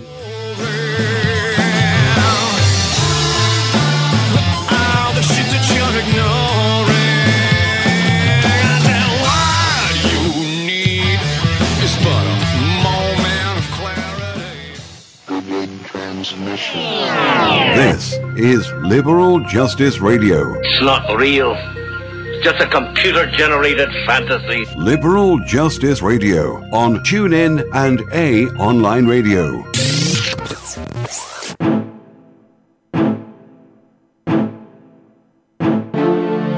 Live 7 to 9 p.m. Eastern. FilterFreeRadio.com. I don't need you. I got money. If you're not rich, blame yourself. Oh boy, I'm rich. Well, for once, the rich white man is in control. I quit my job. We're rich now. I don't need to be working. When I get my hands on that money. You know, rich people are just poor people with money. What's the difference? Rich people are just poor people with money. The rich are different. Because when you have that much money, then human beings become disposable. Even friends and family become disposable and are replaced. And when the rich take absolute power, then the citizens become disposable, which is in essence what's happened. It is what's happened. Thank you, Chris Hedges. Thank you, The Real News Network, for covering the real news. You can find a link to that interview, as well as links to all the stories, all of the videos, and everything else that we've been talking about all episode long. Everything is available for you at our website for free, because we're socialists. No. FilterFreeRadio.com. Let's pick up the conversation again here. Skeptical Scott and Jacob Dean here with you. So good to be with you live at FilterFreeRadio.com. The rich really are different, and why fighting for a higher minimum wage and a living wage is important, and the corporate state has got the American middle class by the throat, and it's, you know, you can see the collapse around the beginnings of the decay of the coming collapse. You can see it's obvious, and people are really out of touch. The rich and the wealthy, the pathology of the wealthy is that they're very out of touch, and they're going to continue to remain out of touch, and they're going to continue to extract more and more and more with no self-imposed limits, because it's all about greed.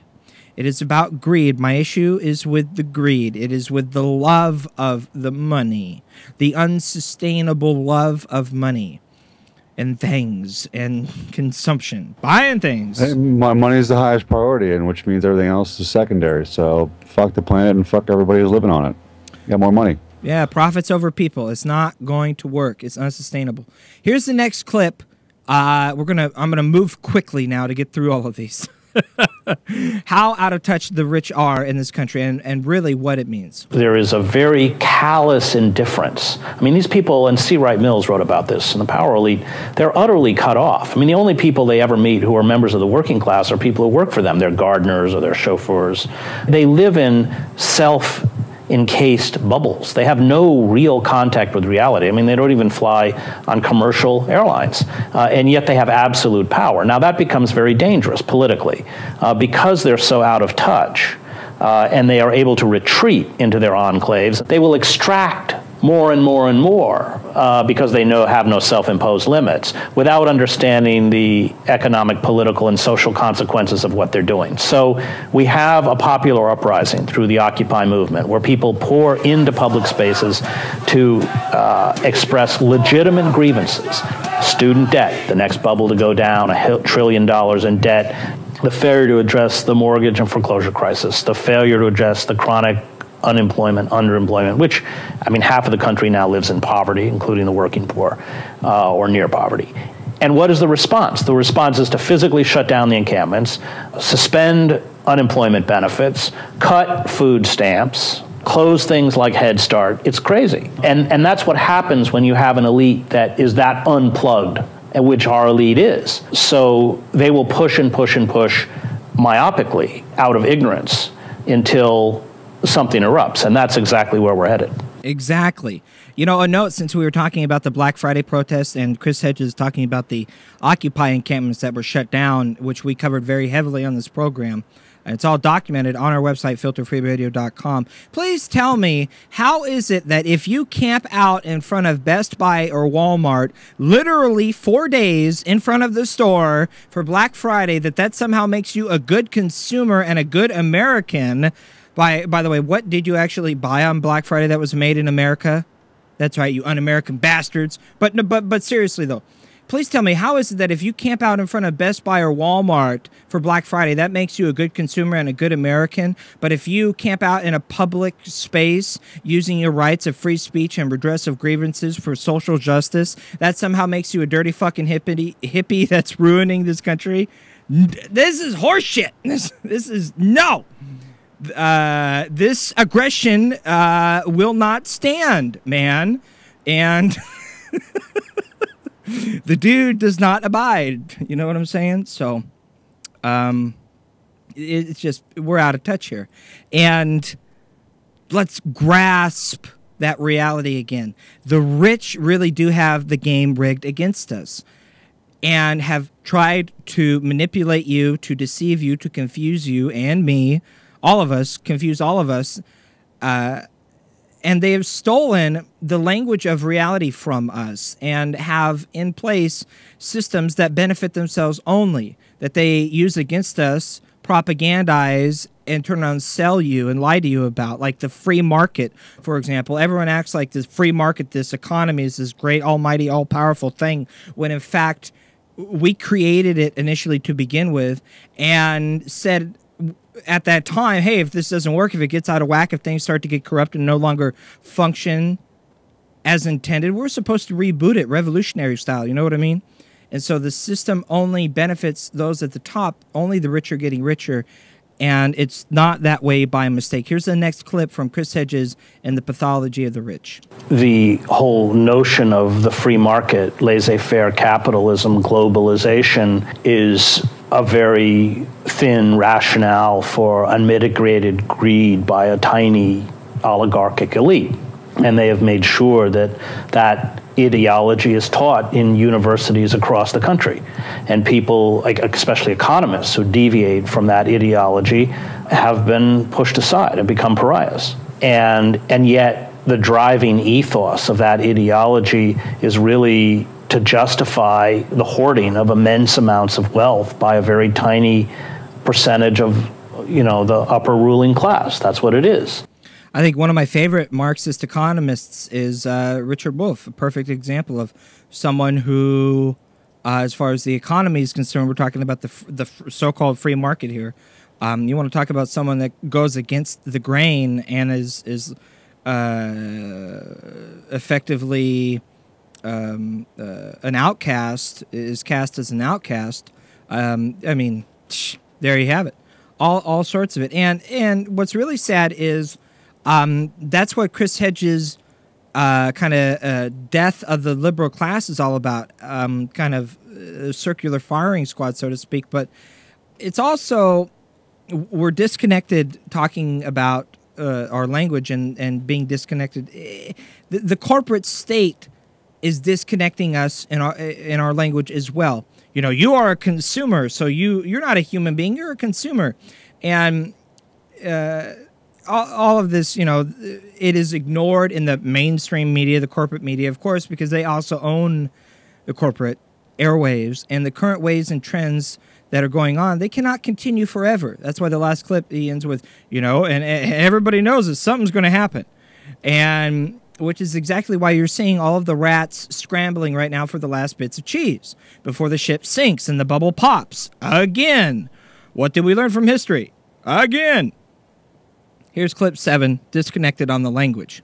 I mean, we don't live in a free market society. We live in a society where corporations at will loot the U.S. Treasury and the Federal Reserve and are bailed out by the taxpayer. And yet that fact of kind of corporate socialism for corporations is ignored. And yet and that's dangerous because there's an utter disconnect from the language that we use to describe our economic system and the reality of our economic system, which is essentially a system where corporations have become predators on government and taxpayer money.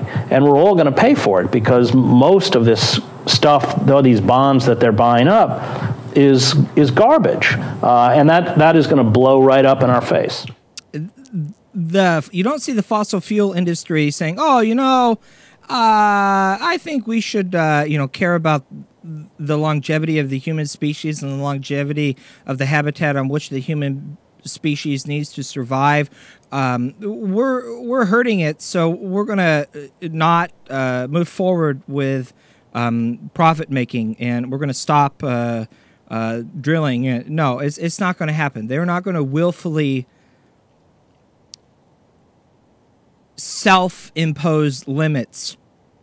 It's not going to happen. And so this is where we come in. And unfortunately, this is where the death of the liberal class comes in, because all of the traditional liberal forces and liberal institutions, the church and the arts and the education, that used to be the check and balance, essentially, they've all conceded too much power to the elite and to the wealthy. Most of them have sold out. It is completely, essentially, done away with its moral role. It did not defy corporate abuse when it had the chance. It exiled those within its ranks who did.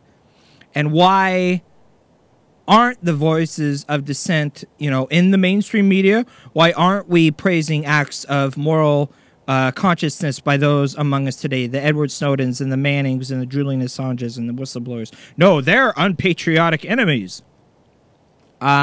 We've been robbed of the language to really express the reality of what's going on here. Or we've been robbed of language by which we can express the reality of what we're undergoing. And that's because our radical populist dissident movements, those who offered a critique of the power elite, have been banished or silenced. That's why Filter Free Radio gets, half a dozen listeners once a while on a Monday. Then that's about it. You know what I mean? And so, the real voices of dissent are not sought after by the corporate media.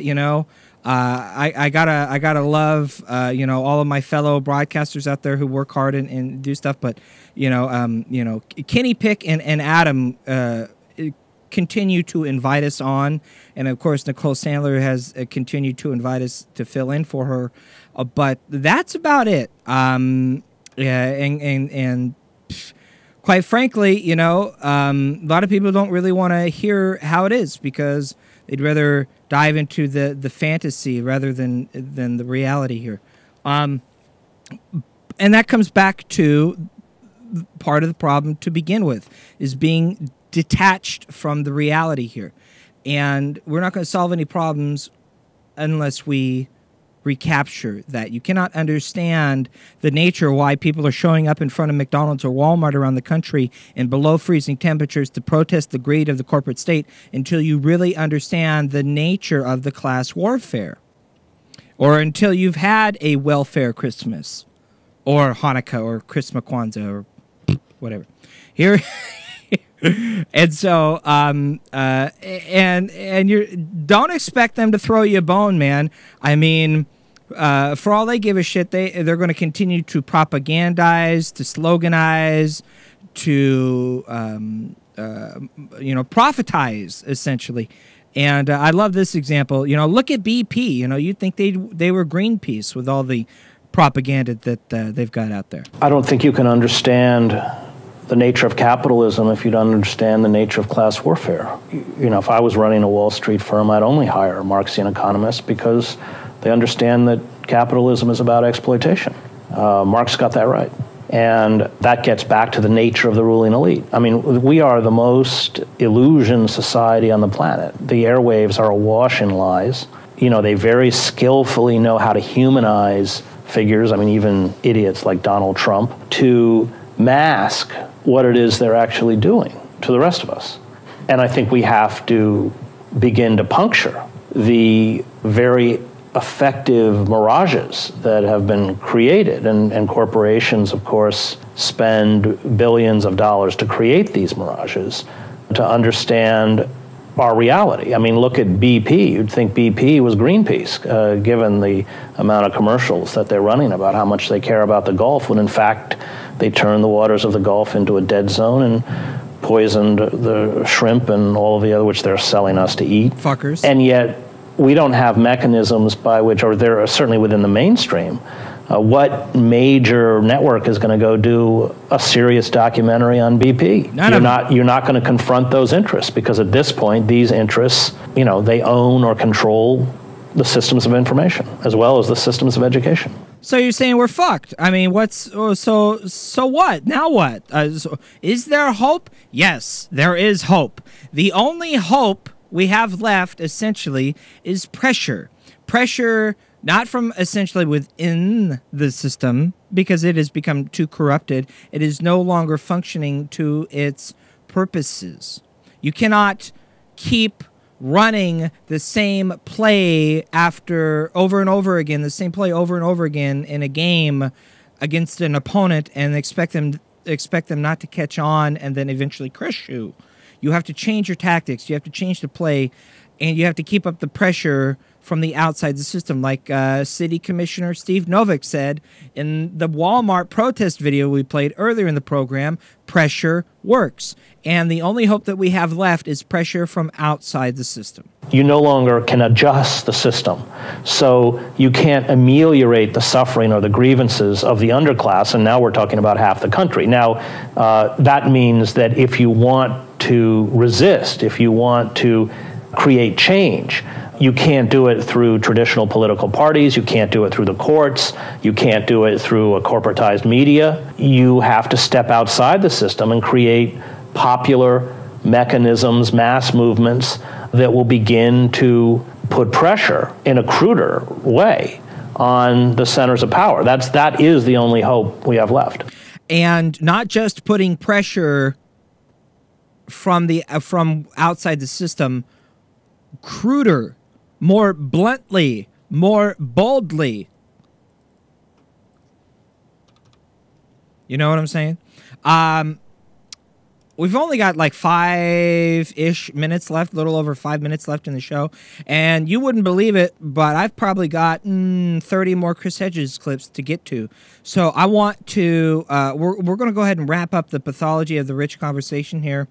And it's going to lead us, it's going to leave us off in a very good resting place, because then we'll talk about next time the collapse of the complex societies, because everyone can see the collapse coming. The rats are fighting over the last little bits of cheese before the collapse, and it's kind of inevitable. So we'll break. I got too much. We got too much stuff here, you know. So here's let's do 2 more clips, and then we'll wrap up final thoughts. The people who are running Wall Street don't give a damn about, they know it's going to collapse. And what they're doing is stealing as much as they can on the way out the door. There's a very deep cynicism. Well, they make money after the collapse as well, because they know the state's there to bail them out. So. Right, but this time around, it's going to be a little harder to pilfer state funds. I mean, they'll certainly attempt to do that. But, the goal is so self-centered. It is all about amassing little monuments to themselves, little empires to themselves. I have relatives who work on Wall Street, and their critique is not any different from mine. The difference is they're just grabbing as much as they can on the way out the door. And I think that is always symptomatic of a kind of dying civilization. And I think they know it's going to be toast. And I think they think that they're going to retreat into their, gated compounds and survive it. And they may survive it longer than the rest of us. But in the end, climate change alone is going to get us. Damn it, Chris! You're such the optimist. Let's play this last clip here. It's 20 seconds. And then Scott and I are going to wrap up our final thoughts. This is kind of the last clip that I wanted to share from the Pathology of the Rich conversation with Chris Hedges on the Real News Network. The whole video is on our front page at filterfreeradio.com for your viewing pleasure. And Chris Hedges wraps up the conversation here by, essentially saying, so we've come to this point and it's pretty much insane and we have no other choice but to fight back. So let's get to it. They are creating systems in terms of exploitation, not only of us, but of the ecosystem, that if left unchecked will ensure the extinction of the human species. It may already be too late, of course, but allowing the fossil fuel industry or these corporations to determine our relationship to the environment is a form of collective insanity at this point. And we know it's going to collapse. They know it's going to collapse. The rats are scrambling for the last little bits of cheese. And so that's a great tease for our next dive into Chris Hedges. When we get back to it, we are going to, because I've got another 20 clips, and I thought we were going to get to it this show. And I shit you not, 2 hours is up. But there's a great conversation that we are going to get to next time from Chris Hedges. He gave a speech at this college titled "The Myth of Human Progress and the Collapse of Complex Societies." So that should be a fun picking up point for where we just left off. Scott, man, your final thoughts while we got a minute to go here. Well, yeah, dovetailing off what that speech we're going to get to next week, the myth of human progress and the collapse of complex societies. It's fascinating when you consider the trajectory of the human species. And I don't just mean what we understand in the last 2,000 years. I mean the evolution of man was at 55 million years of the planet. And we've only been on the Earth an infinitesimal amount of time. All species go extinct. And yet our collective denial does not allow us to grasp the magnitude of where we are in the scope of this evolution. And so what you see is just the delusions of people who are the metaphors are rearranging deck chairs on the Titanic. I mean, it's no one really grasps the much larger picture, and everyone's like, well, if we could just they're hamstringing Obama from doing anything. I've talked to people all the time who go, well, Obama wanted to do more, but they just won't let him. I'm thinking, the hell, you watching ABC News or something? Where do you get this crap from? You know, what makes you think that? It's insanity, you know? Corporate media. Yeah, it's that's the thing. The corporate media, the propaganda that brainwashes people, and it really is until you step outside and you shut out. I mean, shutting out the poison is a really important first step. It's amazing. The evolution of my own personal consciousness in the last 3 years has grown exponentially just from not watching corporate media anymore. And I'm talking about not watching MSNBC or PBS or NPR or any of that garbage. I mean, I turn on NPR and I start yelling at the radio. It's the half-truths and the drive. You know, you drive past the $200 million NPR building that's funded by. Doesn't it make you want to? Every time you watch it, doesn't it make you want to burn it down? You know what I'm saying? This makes me want to burn this motherfucker down. Come on, Boogie, let's burn this motherfucker down. Metaphorically speaking, of course. Metaphorically speaking, always practice nonviolence. Yeah, exactly. But in the end, there is no retreat from reality once it becomes undeniable. And when economic collapse happens, and it could happen any day. I mean, let's face it, they're pumping $85 billion into the economy every month, which is just to buy useless, treasuries. It's going to happen, and it's going to happen in our lifetime. And so I'm not having kids, and I'm going to work as hard as I can to make people aware, because it's the hardest reality to grasp is where we are today in our evolution, and people don't seem to get it. But you do, man, and that's why you're the super duper awesome mass producer, co-host, and kick-ass, awesome all-around good fellow of Filter Free Radio, Mr. Skeptical Scott. The last words from our nation's capital in Washington, D.C. Love you, brother, from another mother.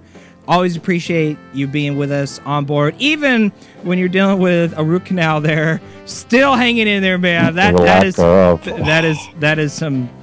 is some motivation for all of us to get active, right? And I want to thank everyone who makes the show possible. Of course, Nicole Sandler at radioornot.com, who will be filling in for coming up Monday and Tuesday of the next 3 weeks, December 16th, 17th, 23rd, 24th, 30th, and 31st at radioornot.com. Stay tuned for more details on that one. Big thanks to people who do the music, danosongs.com, Kevin McLeod at incompetech.com. Big thanks to everyone who broadcasts, syndicates the program, Kenny Pick and Liberal Justice Radio on the TuneIn app, Nicole Sandler, all the folks at Progressive Blend Radio, and thank you for showing up, participating, going out there and protesting and voicing your dissent. Get out there, get active, kick ass, be the change, make the difference. We'll see you soon. Peace, love, rock and roll. Filter Free Radio. There's a time when the operation of the machine becomes so odious, makes you so sick at heart that you can't take part. You can't even passively take part. And you've got to put your bodies upon the gears and upon the wheels, upon the levers, upon all the apparatus, and you've got to make it stop. So give me something to believe, 'cause I am living just to believe, and I need something more to keep on breathing for. So give me something to believe. The revolution will be broadcast Monday from 7 to 9 p.m. Eastern. Filter Free Radio.